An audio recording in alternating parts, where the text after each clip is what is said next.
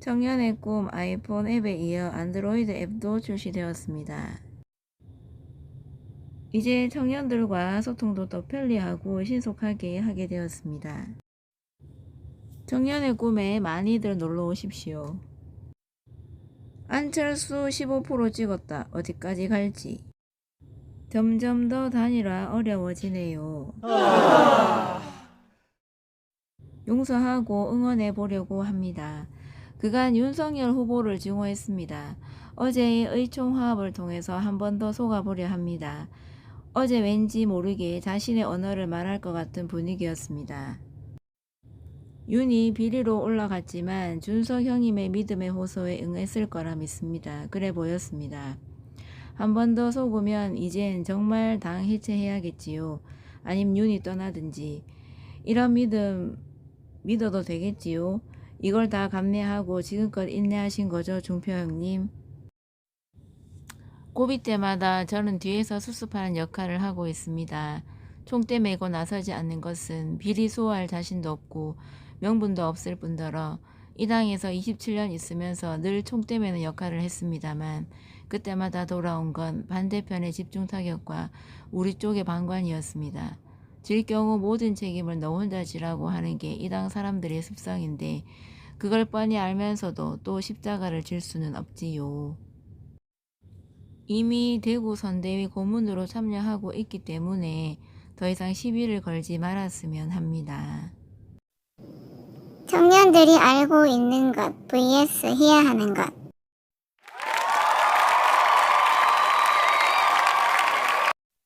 그 어떤 정치 쇼로도 해결이 안 되는 이유입니다. 본부장과 파리떼들의 일보 후퇴 위장쇼에 좋다 할 바보들이 누구입니까? 정신줄 놓으면 이렇게 됩니다.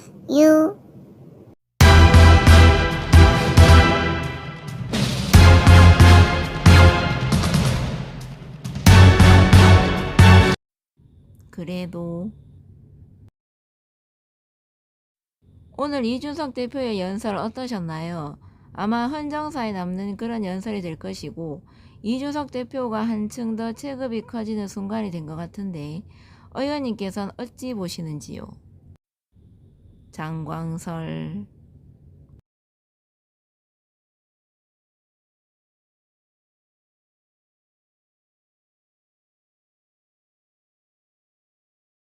안녕하십니까. KBS 열린 토론 정준희입니다. 지금 대안을 찾기 어려울 정도로 지금 없네요. 갈수록 질이 이렇게 지금 저하되고 있잖아요, 지금. 그러니까 그건 뭐냐? 후보를 잘못 선출했다는 겁니다. 만약에 윤이 포기하고 안이 나온다든가, 또는 홍이 나온다든가, 정말 제대로 된 게임이 될 수 있다고 생각합니다. 불가능하죠. 시기상으로도 그렇고, 그 민주적인 절차에 의해서 선출된 그런 후보들을 마음대로 임의대로 바꿀 수는 없잖아요. 개인적으로는 안철수 씨가 한번 나온다면 한번 생각해 볼 만한 일일 것도 같습니다. 인성이 되게 중요한 거잖아요. 그런 것들도 그렇고 워낙에 요즘에 비리도 많이 계속 터지고 있는 상황이어서 그런 것들 때문에 교체가 필요한 것 같아요. 좀 생각하고 있었는데 지금 점점 계속 그런 사건 사고 터지면서 좀 헷갈리기 시작했어요. 저는 당은 정했는데 후보는 아직 못 정했습니다. 교체가 되면 좋을 것 같기도 한데 일단 야당 쪽을 저는 정했어요. 그냥 정권 교체라는 큰 프레임이 좀 더 이번 선거의 유권자로서 좀 공감하는 부분이라서 이재명 대통령 되면 검찰개혁, 언론개혁은 확실히 해줄 것 같거든요. 물론 혼자 할 수 있는 건 아니지만 차라리 허경영 뽑을까 이런 거예요. 그냥 어차피 표 달라고 표심을 얻으려고 저러는 것 뿐이지 그냥 좀 실망과 자괴감? 뭔가 특색 있고 정말 마음을 확 사로잡을 그런 후보들이 없는 것 같아요. 거리에서 만나본 시민들의 목소리 어떻게 들으셨습니까?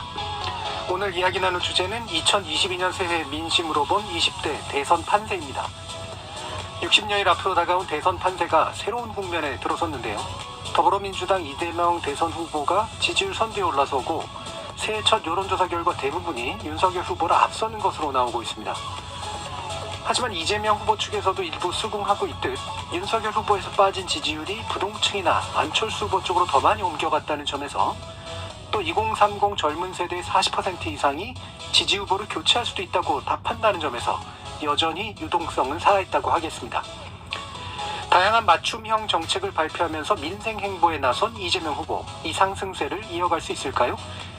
국민의당 안철수 후보의 지지율 상승, 대선에 큰 변수로 작용하게 될까요? 김종인 위원장을 배제하고 대선 캠프 새롭게 구성한 윤석열 후보의 선택이 지지율 회복에 도움이 될까요? 오늘 KBS 열린 토론에서는 세 분의 전문가 모시고 새해 대선 민심 향배 살펴보면서 남은 기간 표심을 가를 변수는 과연 무엇일지 전망해보는 시간 갖도록 하겠습니다. 보신 건데 확실히 그 안에 들어보면 20대로 갈수록 그다음에 그중에 남성일수록 즉 이준석 대표하고 홍준표 전 후보하고 연관이 돼 있었던 여기에 이제 확실히 이반 현상이 명확히 드러나고 주로 안철수 후보 쪽으로 빠지는 그런 모습이 나타나는 것 같은데 이 최근 이제 선대위 관련된 내용이 있으면서 빠질 만큼 다 빠졌다라는 표현을 이제 쓰셨잖아요. 국민의힘 쪽에서. 뭐 그리고 제가 볼 때 그 느낌의 뉘앙스는 그럼 뭐 어쩔 수 없고 이제 빠진 만큼 빠진 거니까 이제 더 이상 뭐 붙잡고 있는다고 해가지고 뭐 더 나아질 것도 아니기 때문에 이후에 그냥 후보가 잘할 일이다. 뭐 이런 정도로 지금 얘기가 되는 것 같아요. 어떻게 보세요? 그렇게 볼 수가 없는 것이죠. 예. 그럼 사람 관련 리스크가 해결됐느냐? 그게 아닌 거죠. 예. 그러니까 이미 지난해 11월부터 계속해서 사람 리스크가 지적이 됐거든요. 그러니까 대선 후보들이 왜 사람 리스크가 중요하냐면 결국 대선 후보가 견인하는 만들어내는 지지율은 세 가지로 구성이 됩니다. 이념, 사람, 정책이거든요. 그런데 이념은 보수, 진보 이미 나눠져 있잖아요. 다져지고 있잖아요. 견고하잖아요. 그럼 사람이 중요한데 이재명 후보도 사람 문제를 계속 해결하려고 노력을 하고 그 성과를 보는 것이거든요. 그런데 반면에 윤석열 후보는 치열한 프레임 전쟁 속에서 사람 문제가 해결이 안 되는 겁니다. 12월 초에 이준석 당대표와의 갈등이 가까스로 봉합이 됐습니다. 그러면 그게 대선 때까지 유지돼야 되죠.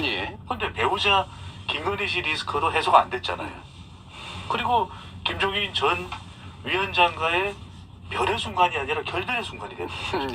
이렇게 돼버리면 사람 문제가 잔뜩 더 쌓여있는 상태거든요. 해결이 안 됐잖아요. 그런데 이제는 하락할 대로 하락됐고 반등만 남았다? 이게 아닌 거죠. 이 사람 문제가 해결되지 않으면 정책으로 넘어가지 못합니다. 정책으로 넘어가지 못한다는 사실은 이번 대선에서 윤석열 후보가 제일 중요한 건 정권 교체 여론이거든요. 정권 교체 여론이 올라타지 못해요. 그러니까 윤석열 후보가 올라타야 되는 여론이 바로 정권 교체 여론에 올라타는 어부바 지지율이거든요. 그걸 올라타지 못하는 거죠. 그러니까 배우자 리스크도 지금 몸도 안 좋고 요양까지 필요할지도 모르겠어요. 이러면은 결국 더 이상 이 배우자 김건희 씨에 대해서는 이야기하지 마라 이 이야기거든요. 그런데 7분간의 해명만 가지고 해결이 됐나요? 해결이 안 됐거든요. 그러니까 두 가지만 말씀드리면 뭐냐면 윤석열 후보에게 정권 교체와 경쟁력 부각을 위해서 중요한 사람은 4명이에요. 김종인, 이준석, 홍준표, 안철수. 누구랑 친하죠? 누구랑 친하죠? 자, 이재명 후보에게 중요한 사람은 3사람입니다. 문재인, 노무현, 김대중. 근데 김대중과의 연결고리가 약하거든요. 자, 그걸 어떻게 해소하고 있습니까? 거기서 이낙연은 빼셨네요? 아니, 이낙연, 여기 핵심은 이거예요. 이낙연 전 대표가 DJ 사람이잖아요. 호남이잖아요. 그래서 이낙연 전 대표와 김대중 컨벤션 센터에서 행사도 하고 호남으로 가잖아요. 김대중과의 연결고리. 그러니까 이 대선 후보가, 유력 대선 후보가 가장 중요한 이 대선 대결에 있어서 그 사람들과의 관계가 지금 연결되어 있느냐, 협력적이냐. 그런데 윤석열 후보는 그걸 못한 거죠. 그런데 이게 해소가 되지 않고 지지율이 반등된다? 그건 아니에요. 그러니까 사람 문제를 해결하고 빨리 정책 문제로 넘어가야 되는데 그걸 해결하지도 못했는데 이거를 반등이 오히려 그냥 반등의 시점이다라고 보는 것 자체는 해결이 안 되면 방금 전에 우리 전민기 팀장께서도 말씀하셨고 정치인들은 빅데이터로 보면 한 70%가 부정적이라는 이야기를 하고 있거든요. 자, 이 이택수 대표께서는 2030 세대 지지율이 중요하다는 말씀을 하셨거든요. 이번 대선은 MZ세대 여성 중도층이 중요한데 이들이 변화하지 않는 거죠. 이들이 반응하지 않는 거죠. 그럼 지지율은 요지부동입니다. 내려간 지지율로 올라갈 줄 모르는 거죠. 내려간 지지율로 올라갈 줄 모르는 거죠. 내려간 지지율로 올라갈 줄 모르는 거죠. 이제 않을까라는 저는 이택수 대표가 다른 생각인데요. 왜 그러냐면은 접근 자체를 좀 다르게 봐야 될 것 같아요. 왜냐하면 2002년에 이해창, 노무현, 정몽준 3자 대결 구도에서 노무현 후보가 10%대까지 내려가요. 정몽준은 진보가 아닌데 그러면 진보로 생각하고 당시에 새천년 민주당의 정당 지지율을 생각한다면 10%대로 내려가면 안 되잖아요. 그런데 노무현 후보가 2002년에 지방선거 참패하고 10%대까지 내려가면서 7, 8월부터 후보 단일화가 논의되는 것이거든요. 예. 저는 윤석열 후보가 20% 이상을 고수할 수 있다? 그건 사실 근거가 없는 거죠. 예. 저는 윤석열 후보가 20% 이상을 고수할 수 있다? 그건 사실 근거가 없는 거죠. 예. 저는 윤석열 후보가 20% 이상을 고수할 수 있다? 그건 사실 근거가 없는 거죠. 왜 예. 근거가 없느냐? 가장 중요한 건 지금 보수 쪽에서는 정권 교체가 중요한 겁니다. 윤석열 후보가 견인해온 발광체 지지율이 아니에요. 윤석열 후보의 지금 지지율은 보수에서 국민의힘 지지층에서 정권 교체 할 수 있겠어? 그러니까 조용 갈등과 추영 갈등을 통해서 반문 정서를 자극해서 만들어진 반사이익 지지율이 윤석열 후보의 지지율이지 윤석열 후보가 만든 지지율이 아니라는 예. 겁니다. 그 하방저지선에 대해서 두 분이 지금 약간은 다른 견해가 있으세요. 그래서 여기서 예. 뭐가 중요하냐면 2017년의 경우에도 당시에 문재인 후보, 홍준표 후보, 안철수 후보가 있을 때 안철수 후보가 양자 대결에서는 문재인 후보를 앞서는 여론조사도 있었어요. 예. 앞서는 조사도 있었어요. 그 이야기는 뭐냐면 그 당시에도 그렇고 지금도 그렇고 이념으로 나누어 보면은 정권 교체가 야당 쪽에서는 핵심일 수밖에 없는 겁니다. 예. 그렇다면은 결과적으로는 지금 지역적으로 봤을 때 PK 지지율이 흔들리고 있거든요. 윤석열 후보가 이 PK 지지율을 가져갈 수 있는 사람이 안철수예요. 또 세대별로 보면 50대에서 윤석열 후보의 지지층 기반, 20대에서 지지 기반도 견고하지가 않아요. 이 20대와 50대가 지금 방금 전에 이태수 대표께서도 리얼미터 조사를 설명하시지만 옮겨가고 있는 사람이 안철수라는 겁니다. 자, 그리고 마지막으로 이념적으로 보면 가장 보수에 가까운 중도에서 중도 보수를 견인하고 있는 후보가 안철수다. 그러면 안철수 후보가 지지율이 상승한다는 것은 윤석열 후보의 반사 이익이 안철수 후보 쪽으로 옮겨가는 거예요. 그러니까 이재명 후보를 이길 수 있는 사람이 윤석열이냐 안철수냐에 따라서 국민의힘 지지층이나 보수 지지율은 바뀔 수밖에 없습니다. 예. 이 말씀은 짧게 드려야 될 것 같아요. 왜냐하면 빅데이터와 대선 후보의 지지율과의 상관관계는 직접적일 수도 있지만 상당히 간접적일 수도 있다. 2016년에 미국 대선에서는 그 트럼프 전 대통령, 트럼프 당시 후보의 빅데이터 언급량이 워낙 많았거든요. 예. 언급량 기준으로 봤을 때. 그러니까 예. 여론조사에서는 사회적 바람직 현상에 따라서 마초맨 같은 트럼프를 좋아할 리가 없죠. 그러니까 힐러리 클린턴이 계속 높게 나왔는데 결과적으로는 언급량이 많은 트럼프가 당선이 됐습니다. 근데 우리 선거는 좀 다른 게 지금 보면은 미국 선거 우리 선거의 차이점, 미국은 민주당과 공화당이 다 양쪽 후보들이 견인해 가요. 근데 이번 대선을 가만히 보시면 국민의힘이 결국 국민의힘 진성 대선 후보를 못 만들어냈어요. 그러니까 외부에서 사실상 수혈이 된 거잖아요. 윤석열 전 검찰총장을 반문 정서를 통해서 지지층들이 결집하니까 선택을 한 겁니다. 불가피하게 반사이익이죠. 예. 그러면 안철수 후보도 저는 반사이익이에요. 안 후보를 선택하게 되는 것도 빅데이터에서 견인되는 언급량이 많아서 이 안철수 후보가 만들어낸 지지율이 아니라 그럼 정권 교체를 그래도 가능하게 할 수 있는 사람이 누구냐? 결국 안 후보가 지지율이 올라가고 단일화가 진행된다면 선택받더라도 그거는 안 후보가 견인한 지지율이 아닙니다. 반사이익으로 선택되는 거예요. 그러니까 이번 대선에서는 정권 재창출을 해야 되는 이재명이냐 아니면 정권 교체를 해야 되는데 그 수단으로 윤석열이냐 안철수냐 이 사안인 거죠. 이준석과 윤석열 후보 사이의 관계가 좋아질 것이다. 저는 이미 틀어졌잖아요. 이미 틀어졌고 국민의힘 내부에서는 사퇴 요구를 하고 있는 상황입니다.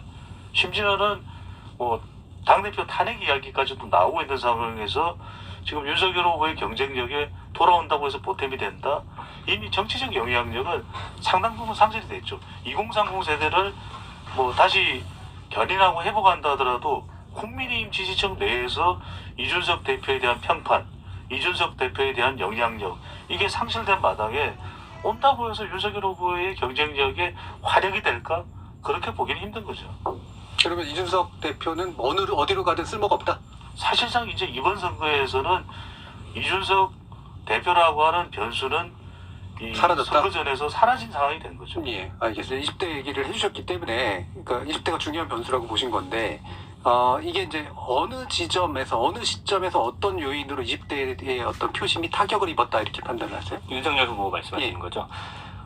그 부분에 대해서는 이제 뭐 내로남불이라는 글자가 계속해서 커지는 상황으로 봤을 때는 아무래도 과거에 이제 보여줬던 윤석열 후보의 어떤 모습들, 그러니까 그때 당시에는 이제 내 갈 길에 간다, 정권이 어떻게 되던 간에 그런 모습들이 일관성 있고 굉장히 멋있게 보여졌던 것 같아요. 그러나 이제 김건희 씨 예. 의혹과 관련해서 사과도 나오지 않고 거기에 대한 어떤 해명의 태도라든가 이런 명확한 것들. 모습들을 예. 보여주지 않는 모습, 그리고 제가 이제 몇몇 커뮤니티에서 봤을 때 이준석 대표를 대하는 모습들, 예. 그러니까 윤석열 후보 옆에 계신 뭐 다른 의원들도 그런 모습들이 있던 것 같아요. 좀 나이 어린 대표라는 그런 어떤 편견이 조금 어느 정도는 녹아 있지 않았나. 그래서 그 부분에 대한 나이라든지 뭐 어린 대표 이런 표현들이 나왔을 때 좀 강렬하게 반응하는 모습들을 좀 예. 보여주고 있습니다. 그러니까 지금 부인인 김건희 씨의 문제를 해명하고 풀어내는 과정에서 일단 크게 이반이 일어났고, 그 과정에서 이준석 대표 쪽하고 약간의